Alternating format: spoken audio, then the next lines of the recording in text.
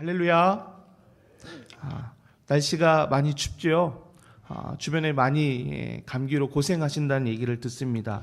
우리 사랑하는 성도님들, 특별히 새벽을 깨우시는 성도님들, 하나님께서 건강을 지켜주셔서 건강히 이 새벽 제단을 지키는 여러분들 되시기를 간절히 축복합니다.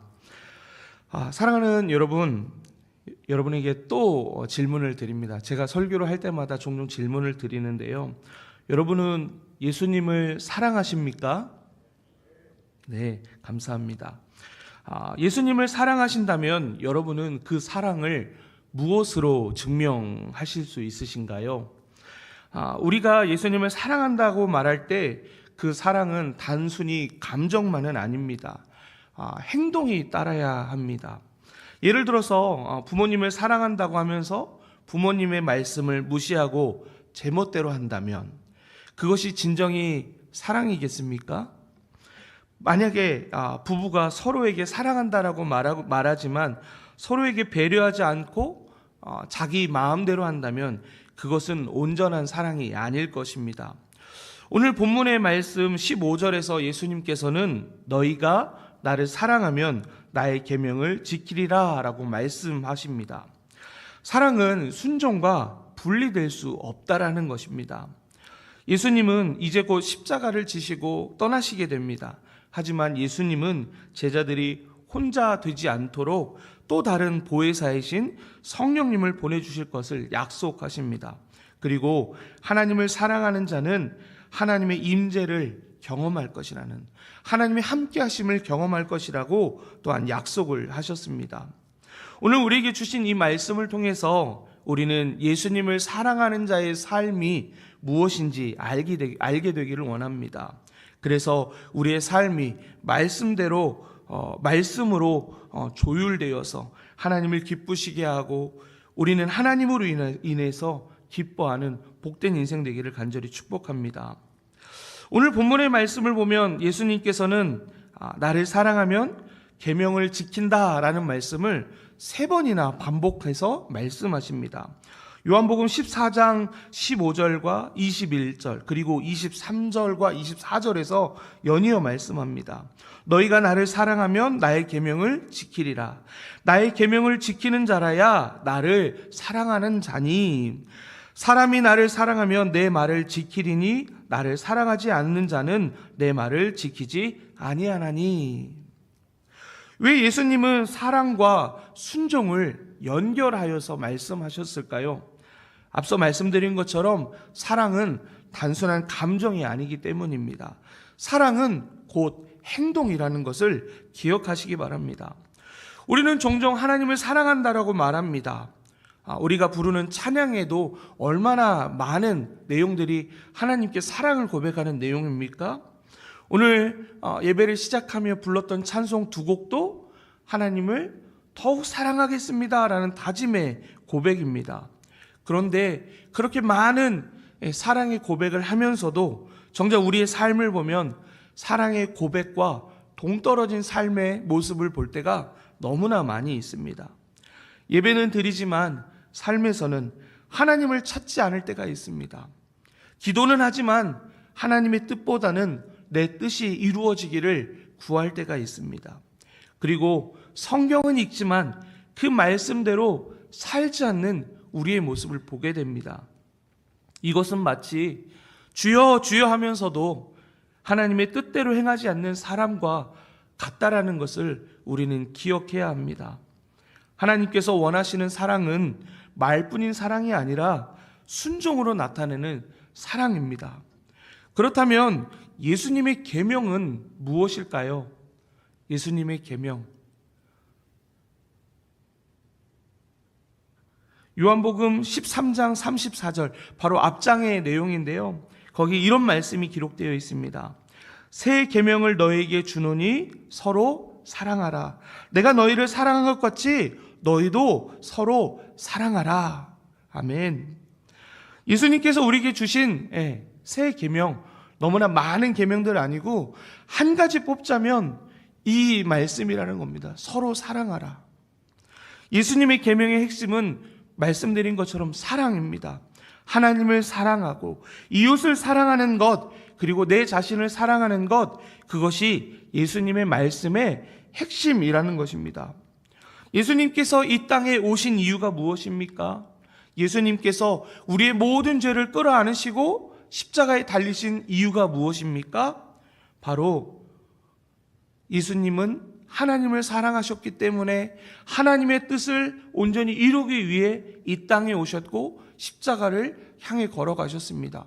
뿐만 아니라 그 사랑은 하나님만을 향한 사랑이 아니라 하나님의 백성인 우리를 향한 사랑이어서 우리의 죄의 문제를 해결하기 위해서, 우리에게 영생과 구원의 기쁨을 주시기 위해서 십자가로 가셨던 것입니다.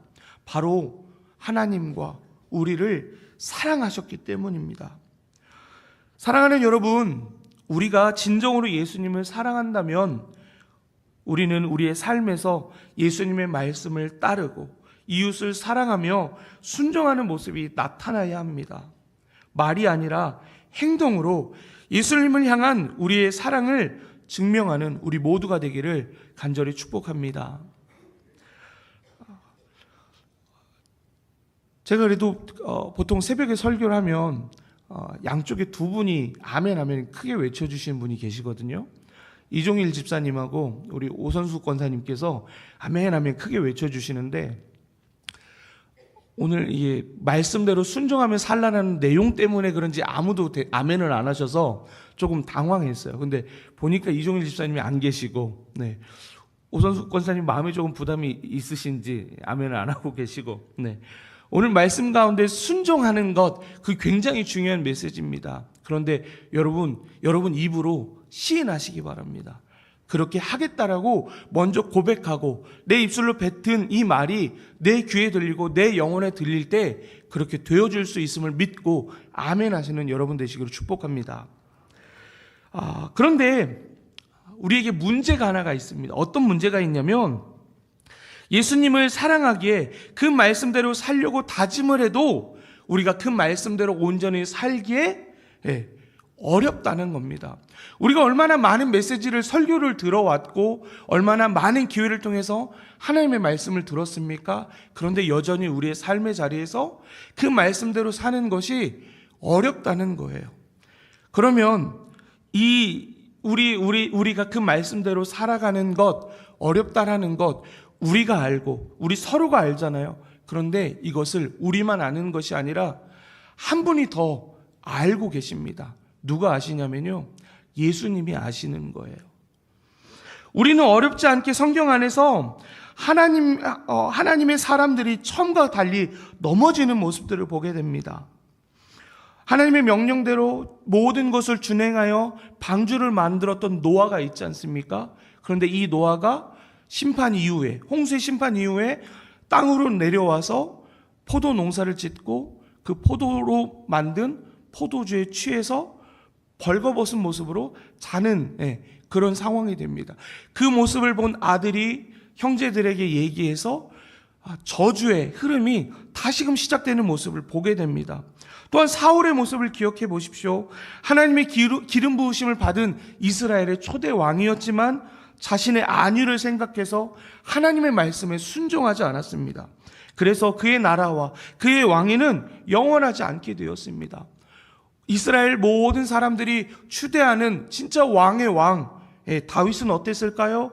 부하의 아내를 취하는 모습을 보였고요. 예수님의 제자인 가룟 유다, 예수님을 팔았습니다. 그리고 예수님의 애제자 베드로도 부인을 했습니다. 예수님을 부인했습니다. 이쯤 되면 우리가 예수님 말씀 순종하지 않는 것 조금 위로가 되지 않습니까? 예수님 직접 만났고 하나님의 놀라운 역사 가운데 살아가는 이분들도 이렇게 넘어지는데, 뿐만 아닙니다. 대한민국에 대표하는 존경하는 얼마나 많은 목사님들이 계셨습니까? 그런데 그 목사님들 가운데 불미스러운 일들로 넘어지는 목사님들을 보게 됩니다. 목사님들만이 아니라 교회 안에 항존직분자들, 그분들의 삶의 얘기들을 들어보면 세상 사람들과 다르지 않게 살아가고 있다는 얘기 너무나 쉽게 듣게 됩니다.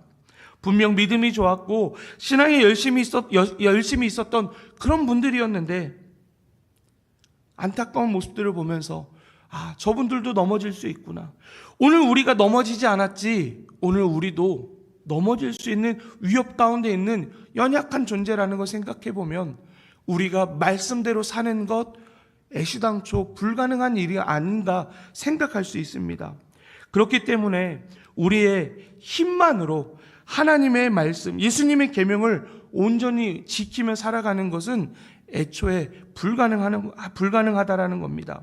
그런데 그런 불가능함 속에서 여전히 우리는 무엇을 갖고 살죠? 믿음을 갖고 사는 거예요.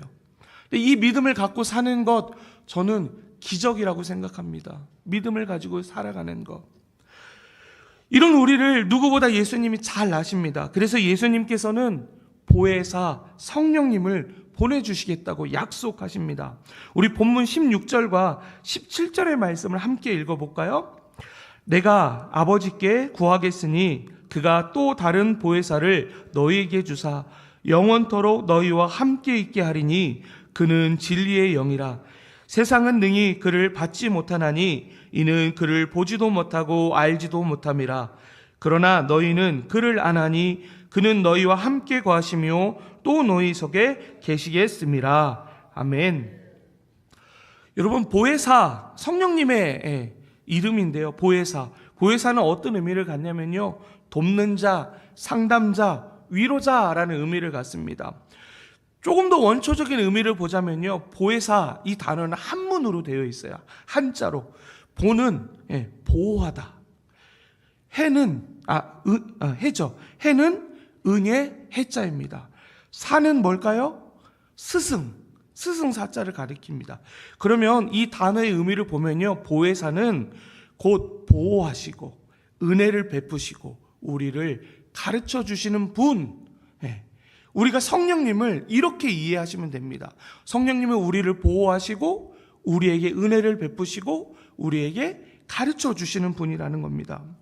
내일 새벽의 본문이 26절의 말씀을 보면 성령님의 역할을 구체적으로 설명합니다. 보혜사 곧 아버지께서 내 이름으로 보내실 성령, 그가 너에게 모든 것을 가르치고 내가 너에게 말한 모든 것을 생각나게 하리라. 성령님께서 우리 안에 심겨진 그 말씀을 순간순간 떠오르게 하셔서 그 일들을 피하게 하시고 우리로 그리스도인다운 삶으로 살아갈 수 있도록 생각나게 하신다라는 게 바로 성령님의 역할이라는 겁니다. 다시 말씀을 드리면 성령님은 우리에게 예수님의 말씀을 가르치시고 깨닫게 합니다. 우리가 연약할 때 도우시고 힘을 주시는 분입니다. 또 예수님과 더욱 가까이 살 수 있도록 우리를 이끄시는 분이라는 겁니다. 그러면 이렇게 좋은 성령님, 여러분의 마음에 모셔드려야 할까요? 아니면 사라지도록 소멸케 해야 할까요? 여러분 안에 충만하기를, 성령으로 충만하기를 간절히 축복합니다. 우리가 하나님의 계명을 지키며 살아가기 위해서는 성령님의 도우심이 필요합니다. 성령님의 도움을 의지해야 합니다. 왜냐하면 앞서 말씀드린 것처럼 우리의 힘만으로는 불가능하기 때문입니다. 우리 안에 계신 성령님의 능력으로 하나님의 뜻을 따르고 그래서 이 땅 위에 하나님의 뜻을 온전히 이루어가는 우리 모두가 되기를 간절히 축복합니다. 이어서 본문 23절의 말씀을 함께 읽겠습니다. 예수께서 대답하여 이르시되 사람이 나를 사랑하면 내 말을 지키리니 내 아버지께서 그를 사랑하실 것이요 우리가 그에게 가서 거처를 그와 함께 하리라. 아멘. 예수님께서는 하나님을 사랑하고 순종하는 자에게 무엇이 주어진다라고 말씀하십니다. 그것이 무엇이냐면 하나님의 임재, 하나님이 함께 하신다라는 겁니다. 순종하면, 하나님의 말씀에 순종하면 하나님이 함께 하신다라는 겁니다. 이것은 단순히 우리에게 천국을 가져다 준다라는 약속이 아닙니다. 지금 이 땅에서 우리가 하나님과 함께하는 삶을 살 수 있다라는, 우리가 살아가는 이 삶에 하나님이 찾아오신다라는 약속의 말씀입니다. 하나님의 임재에는 놀라운 은혜들이 있습니다. 무엇이냐면요, 평안이 있습니다. 그리고요, 두려움이 없습니다. 그리고요, 기쁨이 넘칩니다. 어떤 사람들에게요? 하나님의 임재 속에 사는 사람들에게 말입니다. 사랑하는 여러분, 가끔 우리는 이런 오해를 하게 됩니다. 누군가가 무엇을 요청하면, 그러니까 이렇게 살라라고 요청하면 그것을 괴롭게 하는 것이라고, 그것을 나를 구속하는 거라고, 나를 어느 틀에 가두는 거라고 생각합니다. 그런데 여러분, 어릴 적부터 들어오셨고 여러분의 어린 자녀들에게 이런 말씀 하시지 않았는지 생각해 보시기 바랍니다. 빨간 불일 때 길을 건너가요, 안 가요? 네, 빨간 불일 때 건너지 마라고 자녀들에게 얘기했습니다. 가스불은 위험해라고 가르쳤습니다. 밥 먹고 난 뒤에는 이를 닦아야 해라고 얘기했어요. 순종을 요청하는 명령들이죠. 그런데 이 모든 것은 아이를 죽이는 명령입니까? 아이를 살리는 명령입니까? 아이를 살리는 명령이에요. 하나님의 말씀은 우리를 구원케 하는 말씀입니다. 우리에게 생명을 주는 말씀입니다. 죽음 이후의 구원과 영생만이 아니라 이 땅에서 잘되게 하는, 그리고 하나님이 내 삶에 함께 하시는 유일한 방법이 하나님의 말씀에 순종이라는 거예요. 우리의 순종을 통해서 하나님이 함께 하시는 놀라운 복, 평안과 기쁨이 있고 두려움은 없는 그 복된 삶, 바로 여러분의 삶이 되기를 축복합니다. 오늘 말씀을 통해서 우리는 3가지를 배웠습니다. 예수님을 사랑한다면 순종의 삶을 살아야 한다. 우리의 힘만으로 불가능하기에 성령님께서 우리를 도와주신다. 순종하면 하나님은 우리와 함께 하신다. 지금까지 예수님을 사랑한다 고백하며 살아왔지 않습니까? 그런데 이전에 사랑한다 고백했지만 우리의 삶에서 순종의 모습은 없었다라면 이전의 모습은 뒤로 하고 오늘부터, 오늘 이 하루 예수님을 더욱 사랑하는 그 삶으로 하나님의 말씀에 순종하는 우리 모두가 되기를 간절히 축복합니다. 그래서 예수님의 말씀을 순종함으로 예수님을 사랑하는 자의 삶이 어떤 삶인지 세상에 드러내고 예수님께 자랑이 되는 복된 삶이 되기를 간절히 축복합니다.